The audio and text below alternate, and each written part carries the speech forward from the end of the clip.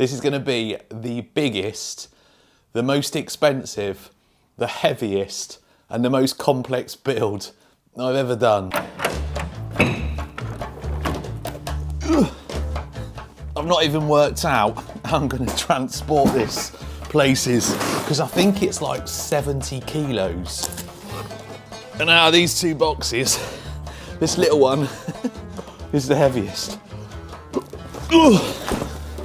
I managed to get this from a UK supplier. That's how much it cost just for the kit. And I wouldn't be able to do this if it wasn't for you guys supporting the channel through the prize competitions. So if you have bought tickets in the past, massive thanks, because you would 100% not be seeing me build this if it wasn't for the support through the prize competitions. So this is the Cross RC XX10 T-Rex. 10-wheel drive, 10-wheel steer, 2-speed belt-driven gearbox, dual motor. It's an absolute monster, and I don't know where to start with this. Oh, hang on, there you go. I'll leave a link in the description to the original design video of this, which was about 5 years ago. I can't remember if it's for a game or like a cartoon, but it's a post-apocalyptic land tank thing. And the main body of it is like a locomotive. Anyway, where do we start? This is probably going to take me quite a while to build. So I don't know how many parts to this build series there's going to be, but in this one, I want to get it unboxed. I want to have a look at all the bits and pieces, and then I want to at least get a rolling chassis. Boxes within boxes. So let's get each box out. We'll go over to the workbench over there and we'll have a look at what's in it. Right, I don't know what order these boxes are coming out. We're just going to open them and see what's in them. When I first looked at these, they were out of stock in the UK, but I kept checking, and then as soon as they came in stock again, I was there. A couple of metal plates. Wow. Let's line all these up.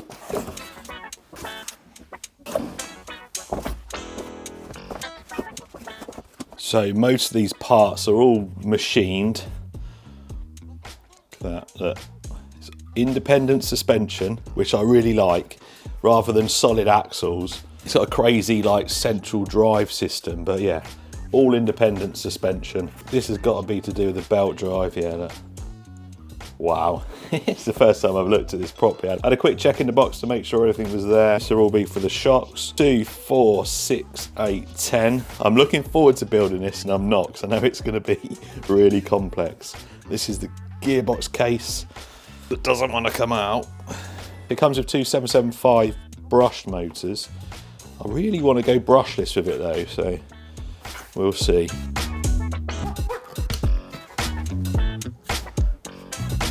So there's your gearbox. Not sure how it all works in there. Not sure if you have to take that apart or if it's pre-made for you. That has got some serious weight to it.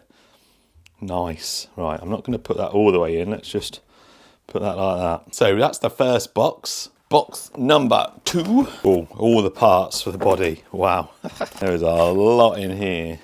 A lot of painting. Not sure on colour yet. I either want to go white like that picture I just showed you on the like that work mat, like a urban camo, or I'm thinking like a weathered satin black, but do underneath like a metal and sort of rust, so that I can spray satin black over the top and then rub some of it back, so it kind of gives it that weathered, like a Mad Max look. Right, I'm not getting all of this out because it'd be a pain to put back in, but this should give you an idea of the size of it. That is the rotating platform for the guns on top. that is big. Probably going to take me longer to paint all this than it is to build the thing. So now this is going to give you an indication of the size of it. This is one of the base plate. You've obviously got the chassis underneath it, but this is like the platform that everything goes onto, I think, and the chassis bolts to this. Wow, that is crazy. Oh man, couple of guard rails there, and here's another part of the chassis. Wow, this thing is going to be an absolute monster. So that was everything from that big long box. This is the heavy box now. Giant tyres. I didn't take these out when I looked at it. I wanted to, but I didn't. Save that first tyre sniff so we could share it all together. Man, they smell like good tyres. Look at the size of them. You got foams in there as well, and there's 10 of them. 10. There is a pretty bog standard 1.9 crawler wheel. Considering that's 1/10 scale, this is 1/12 scale. There you go. A little gift bag. Lanyard. Oh, I downloaded and printed off the instructions, but looks like you get it on a little dongle. That's pretty cool. I wonder what else is on there. Probably some spares or something that you need. Usual warnings about it not being a toy. Right, now this is the lightest box in that other box. The other one, I don't know how I'm going to get it out there. It's so heavy. I presume it's got a lot of the gear parts and axles. Glass, well, plastic. There's your main body there. So like I said, it's designed as like a locomotive. That's so cool. 1/12 scale, look how big it is. It's huge. And then this is the top for it. Man. More plastics, more bits of trim. There's your belts and some other bits and pieces. Maybe slippers, slipper clutch, maybe bits. A load of electronic boards. This comes with a 10 amp BEC as well. Load of leads. Didn't realise it came with like all of this and all the control boards for the lights. I think there's sound and stuff. And then this has got your motors in it. So like I said, 2 big 775 brushed motors. I'm not sure, I might go brushless. We'll have to have a think about it. I might as well go all in, hadn't I? I'm not sure I'm going to build anything like this again. And then in here, you got some drive motors or like geared motors, I guess, for your rotating turrets and stuff. Or even smaller motors there, and a speaker for your sound. Wow, this comes with everything. The only thing it doesn't come with is ESCs for your motors and radio gear. Oh my days, final box in this thing. Oh my, that's so heavy, so heavy. That is a load of like drive shafts and rods and linkages and a lot.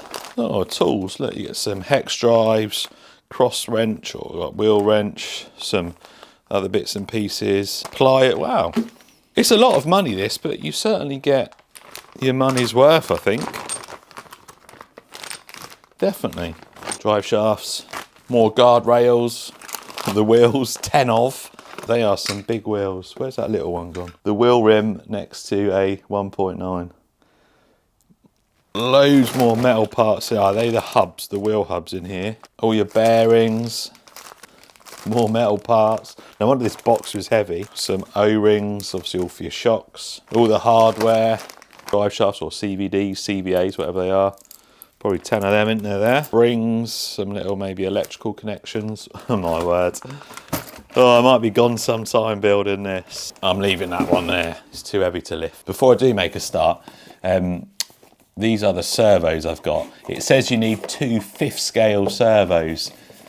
So, because we're going all in with this, I've got some 100 kilo AGFRC ones. These are the OEM manufacturer for the Perfect Pass ones, the Raz Schifrin ones. So they should be good. This is who makes his ones. So I got 2 of them for the I think they're both for the steering. So it's going to have 200 kilos of steering power. Hopefully that's enough. And then obviously with all the functions and stuff it's got, you need a decent transmitter. Now, the easiest ones to get are probably the stick ones because you've got so many functions on it, but I like to be able to drive and record, and it's really hard with stick radios to drive and record. So I'm hoping this new Radio Master will have all the functions I need. Rotary switches, you can sort this panel out, so you've got switches on there, got loads of functions on it, and I'll be able to drive and record as I do with all of my stuff. So yeah, this is meant to be a really good radio. But I got it purely for this build, so it's going to just be used for this truck. So sorted the instructions out, and the first thing we got to do is make 10 of these.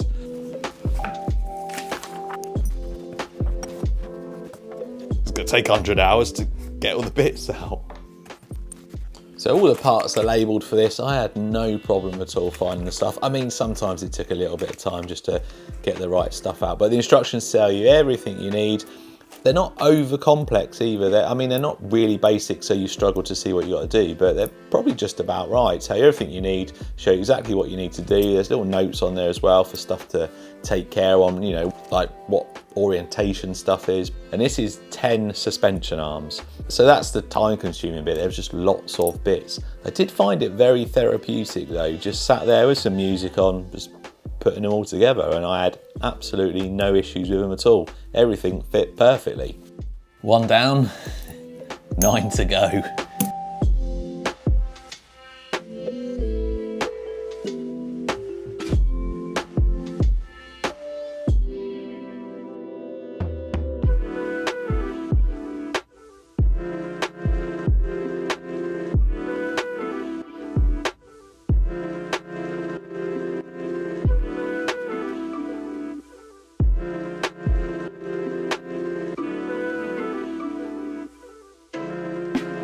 So no messing about here, we're going to get straight into putting it on the chassis so we can see how long this thing's going to be. Right, 5 there, and 5 there. No issues with finding parts yet, all the bags are well labelled. So that goes that way. That, put a couple in by hand first, and then we can zap the next lot in. Make sure it's okay with that, and then I'm going to throw them all in.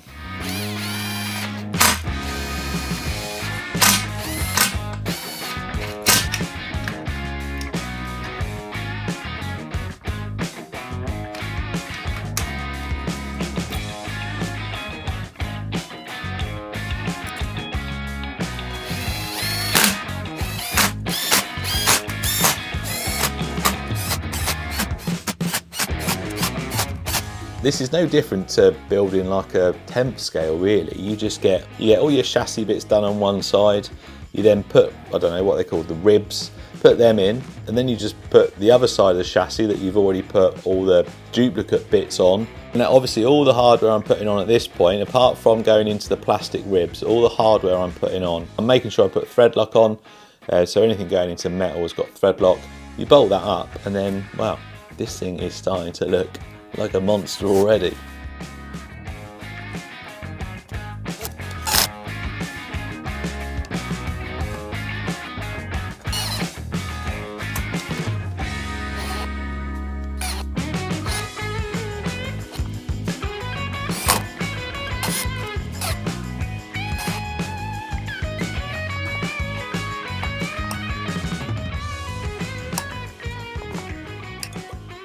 Right, this should now give you an idea of how big this thing is.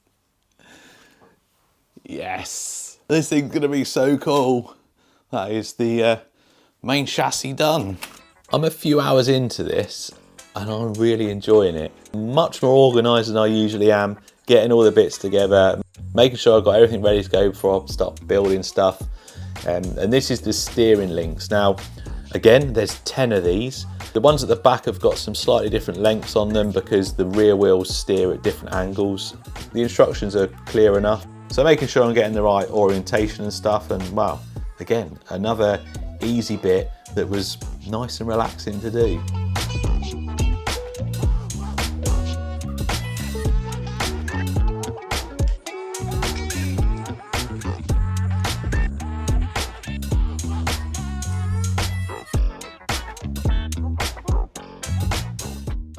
We are making some good progress. Next job is the shocks. That's going to really transform how it looks, and I've got, well, 10 to make. Luckily though, all the parts, well, most of the parts are all in here. I just need to get all the O-rings, the grease, the oil, and we'll put one together, see how it goes together, and then, well, then I'll crack on and build the other 9, I guess. Anyway, that's me done for there. I'm going to go for a costume change. Didn't record myself putting these on. It's pretty basic, just 4 screws in each, but that is the progress so far. It's looking good. It's going to look even better when we got some shocks on there. Such a fun build so far, and time wise, I haven't really been keeping track of time. To this point, probably 3 hours maybe. Well, it is a very cold Sunday. All I want to do today is get these 10 shocks built, and then I can go home and have a coffee and put my feet up. Anyway, I've got my instructions. Not had any problems with the instructions so far.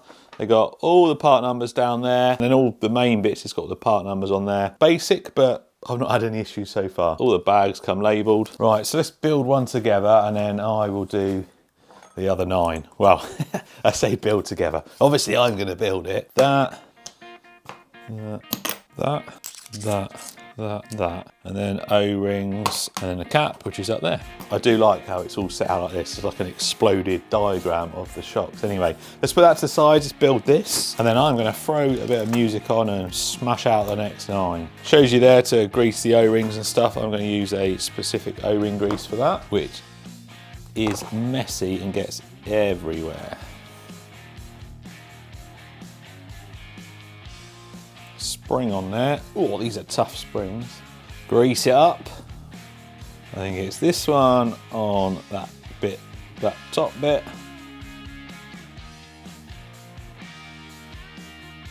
And then that goes in there. Yeah, so that slots in there. 2 of these bad boys. Again, grease them up. Slide over there. Like that. That goes over there. Nice. One on there. Like that. Now we need to put some shock oil. I didn't get shock oil with mine because it was air freighted to the supplier that I got it from. They don't ship them with any oils and greases. I did get some shock oil sent, but I'm going to use my own, I think. Doesn't tell you what weight. I'm going to go for 600 CST. It's a kind of medium, I'd say, medium to thick.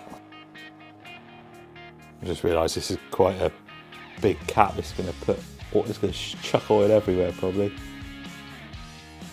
Yeah, not too bad actually. Not too bad.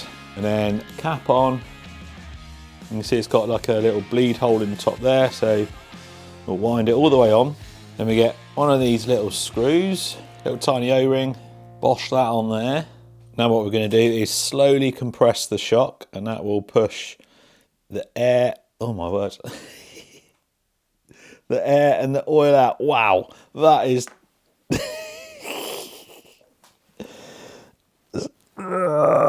Look, it just says to compress the shock and put the screw in. Right, I'm going to have to use my vice. This should make it a bit easier.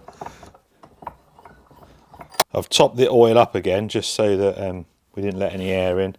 Let's slowly compress that. Throw this in. There. Sorted. I'm not going to be able to... There's going to be 10 of these things, although I suppose it does weigh about, what, 70 kilos. Right, there you go, there's that one. Let's do the other 9.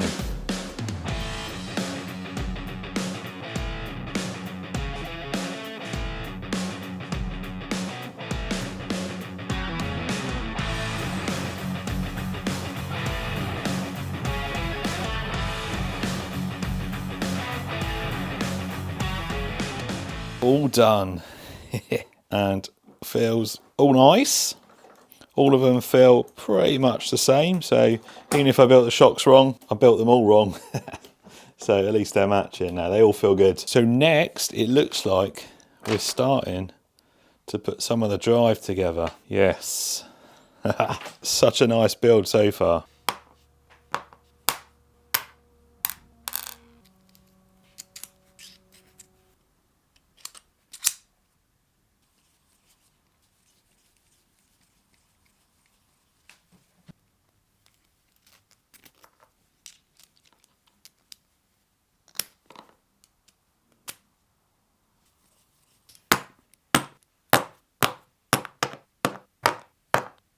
So it doesn't have open diffs, they're like locked spools, and it's got 5 of them. These are the drive units that I'm building at the moment. I've got one more to do, but it's got 5 of these spools, so no open diffs. I can't wait to get this thing in some like mud and dirt and just see how it gets on. It should have so much traction and so much grip with their massive tyres and 5 locked axles. It's going to be insane. Nice big sealed bearings in here. Nice bit of marine grease. Not gone too crazy with it, but should keep it well lubricated and any moisture out as well. I'm really enjoying this build. The only thing that's spoiling it is it's so cold in my workshop. I've got my heating on, but it is still really cold. It's like below freezing outside. The main workshop's like 2 or 3 degrees C, and I managed to get it up to about 15 in here, but still, it's so cold. But I am still enjoying this.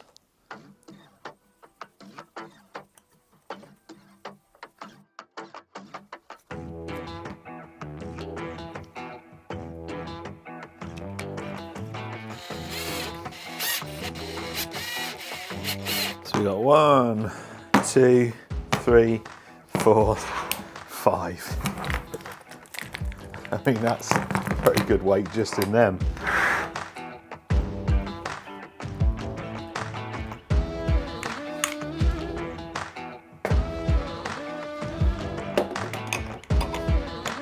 If in doubt, give it a clout.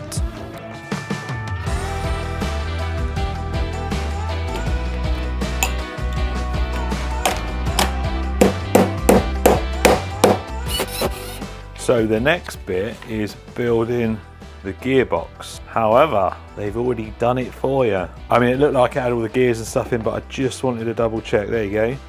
Nice, big, chunky gears.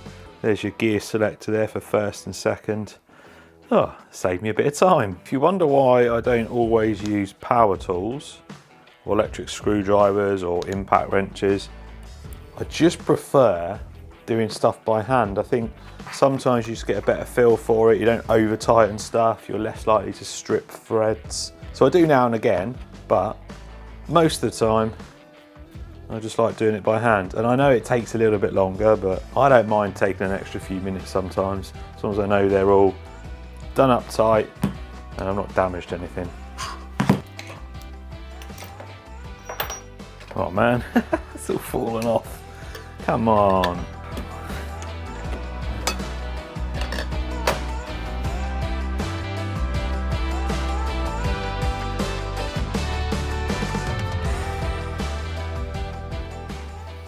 Full drive line in, all the way.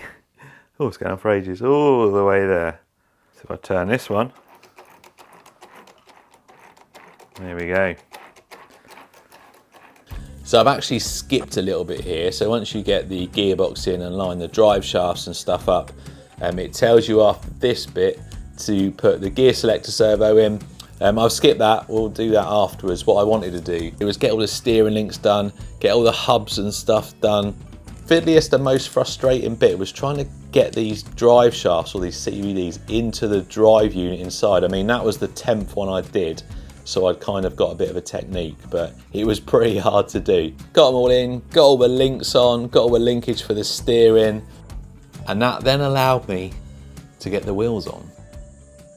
So obviously wheels and tyres you usually put on last, but I'm not ending part 1 with it just sat on axle stands, not as a rolling chassis. I said part 1 we would get this to a rolling chassis. I wouldn't usually skip to the end to put the wheels on.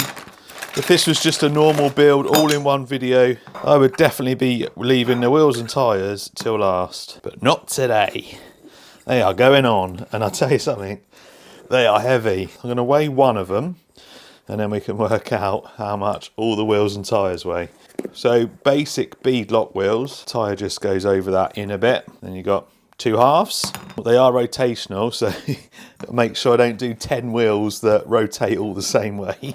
Line the holes up, slot that in there, and then they just bolt to this hub. And it is as simple as that. I'll loosely put them in, and then I will slowly zip them up, go in side to side so that it evenly pushes it all down. It's easy to get carried away with one of these things. You just have to be careful with it, don't go too crazy. You see I've gone there to there to there to there. And then next I'll do there, there, there and there. That just brings it all down nice and evenly. And then that means the tyre should stay within the bead lock. And then just a quick check by hand, just to make sure they're all tight in there. They are really big and really heavy. Right, I'm going to weigh one and then we'll know how much all 10 are, because that has got some right weight to it. Wow. 781 grams. So just the wheels alone weigh almost 8 kilos. That's insane. But I've moved everything off the bench just so we can give it this full view.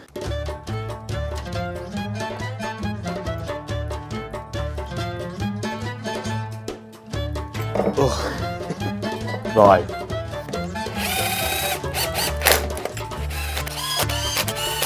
Last one. Yes. Yes.